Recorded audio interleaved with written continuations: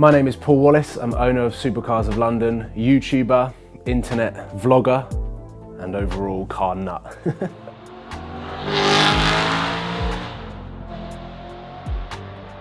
My journey started in central London, of course, taking pictures of Aston Martins through South Kensington, things like that. And then I decided that I was going to film it, show my friends, stick it on YouTube, and started to pick up 10, 15, 20 views. From there I saw that there was more people than my friends watching it. So I decided that I was going to continue to film, get better, film better cars, more exclusive rare cars, and just see where it went from there. And it's just completely taken off more than I could ever imagine. My love of cars has come from Formula One from the age of 9 or 10, I think, and loving Ferrari as a Formula One team, and then seeing their road cars on the road was a real sort of sense of adrenaline for me. And then once I realised that there was another brand, Lamborghini, that the doors went up and it was just a crazy, crazy car. That's where my love of cars has come from.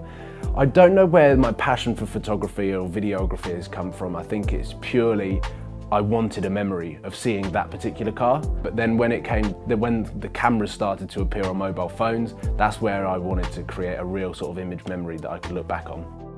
I sort of landed on my feet with the supercar spotting. I went up to central London with my father for GCSE art project, went to a couple of museums in South Kensington, came across a couple of Aston Martins and maybe a Ferrari, realised that cars actually exist and drive on the road, and went back up there the next week with a friend, walked past a Lamborghini dealership by complete accident, and then stuck to that area, and that was how I sort of determined that that was the area to see supercars in. There was no videos on YouTube, there was no pictures on the internet, it was purely by chance that I fell into Knightsbridge and Harrods and Mayfair and the places in central London that you see supercars. I mean, obviously my family are supportive of what I do. They don't understand to the extent of what I do, how I earn money, or what I do on a daily basis. They think that I'm just on one big jolly at the moment, which is partly true, because it's something that I enjoy. So it doesn't really class as a job when you're doing something that you enjoy and you're passionate about, because you always want to develop, you always want to grow, and you always want to innovate. So I've always had that passion of business, and learning about business and putting it together with my passion is just a recipe for success and also for enjoyment in terms of what you do in a job.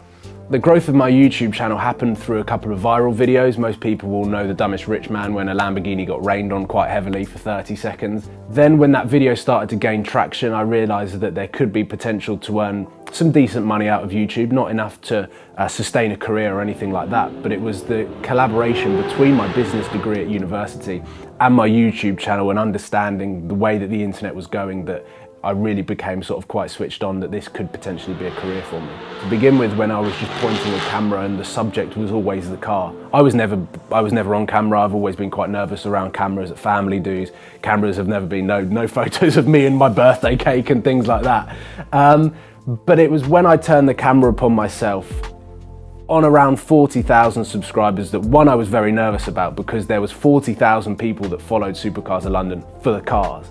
And all of a sudden I'd turn the subject on myself and going to buy my first supercar. But the response was absolutely fantastic. I couldn't believe the support, and I was really overwhelmed by the amount of people that loved and engaged with what I was producing. And that was when I realised that there was a real scope for continuing to vlog, continuing to bring people in on my journey and my adventures of buying my first supercar and then owning my first supercar.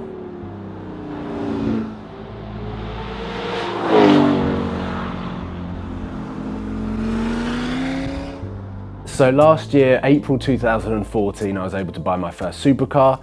It was a 2008 Audi R8 V8, and I'd done a whole YouTube series that allowed people into my journey of buying my first supercar, something that hasn't been done before and definitely not been documented as heavily as I did it. And I had access to a fantastic array of supercars, Ferraris, Lamborghinis, McLarens, Nissan GTRs, R8s and things like that. And I tested them from the passenger seat because I was not old enough to drive them. I had no insurance to drive them. So it was a really difficult time for me to learn about the cars without actually driving them. But it came down to the GTR, the C63 and the R8. And I think overall the R8 is more timeless, it looks better, it's more jaw-dropping, and it definitely turns heads. And is also 2 seats, so it sort of defined what a supercar was in my head. And I've absolutely loved it ever since. So the car is a 2008 4.2 litre V8, a silver metallic underneath, it's got carbon side blades, it's got carbon interior, and the car has since had some really nice 20-inch Project wheels fitted to the car in gloss black. And then of course I've got the Armitrix Valvetronic exhaust so I can change between loud and quiet.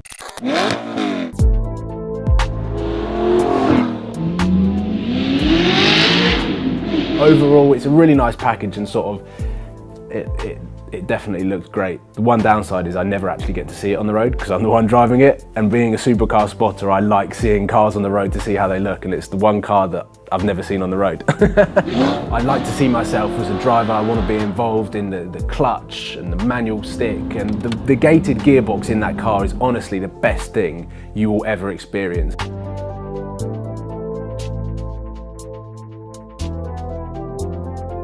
I think the best moments of driving that car was one, when the Armitrix exhaust got fitted onto it. I think most people know that it's one of the loudest systems for that car, but changing from a stock exhaust system to the Armitrix, it just transformed the car. I felt like I was driving a proper supercar. It felt faster just because of the noise.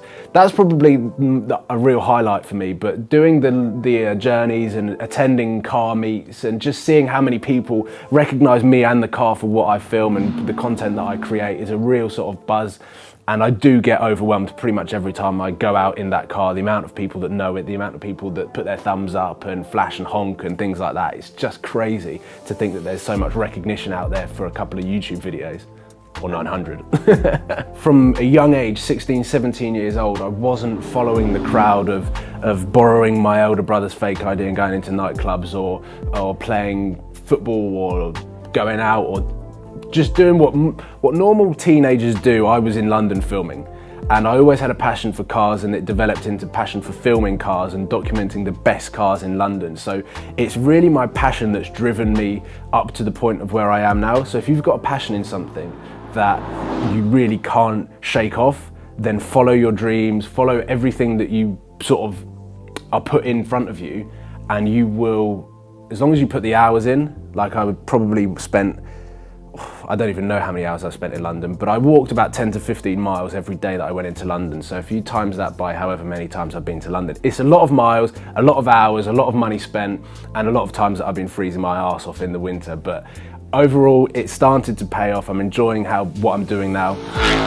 And the only thing that I would say, yeah, is just if you've got a passion for something, follow it, because you never know where it could go. And the way that the internet is going now, it seems that anyone can create a YouTube channel out of something that they enjoy doing. For the last 5 years, Supercars in London has been a real journey, and I think that journey is really just beginning. And I think the older I get, the more experienced I get, and the better I get in terms of being on camera and editing is just all going to be really positive things for the channel and for everything that I do.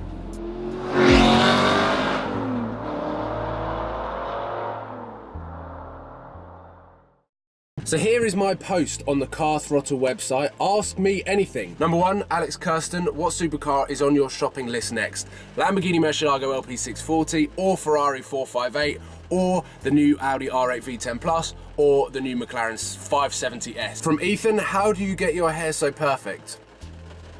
It actually takes me about 5 minutes to do my hair. It doesn't take long at all. I normally just get out of bed and just go to work like that. Half bed hair, half hairspray and hair wax.